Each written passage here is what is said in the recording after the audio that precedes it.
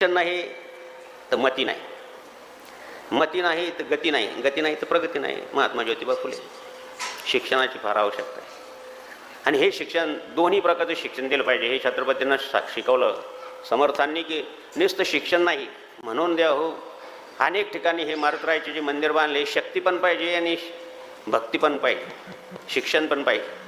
म्हणून प्रत्येक गावामध्ये मारुतीचं मंदिर बांधावं असं फरमान छत्रपतींना सांगितलं समर्थांनी. म्हणून प्रत्येक गावामध्ये मारुतीचं मंदिर तेव्हापासून प्रत्येक माणूस एकमेकाला भेटल्यानंतर त्याने राम राम म्हणावं अशा प्रकारचं सांगितलं आहे महाराज समर्थांनी. घालून दिले शिक्षणाची व्यवस्था आणि शिक्षणाबरोबर शिक्षणानंच सुसंस्कार येतात महाराज. छत्रपती शिवाजी महाराज तुम्हाला सगळ्याला दृष्टांत माहिती आहे.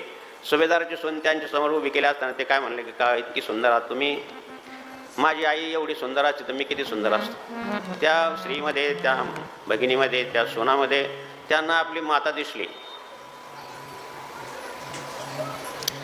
तिनं पदर टाकून नमस्कार केला, पूर्णिसात केला. छत्रपतींना सांगितलं की मला 2 शब्द बोलायचे फार गोडे, ऐका तरुण मंडळींनी. की काय बेटा काय म्हणायचं तुला?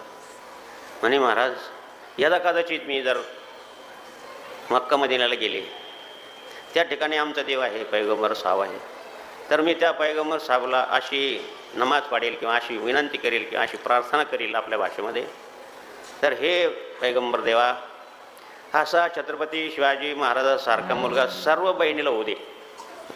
किती गोडे.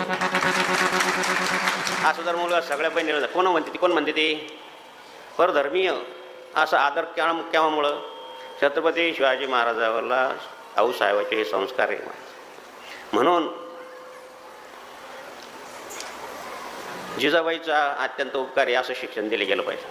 म्हणून समर्थाला सुद्धा अशा शिक्षणाची व्यवस्था छत्रपतींनी केली.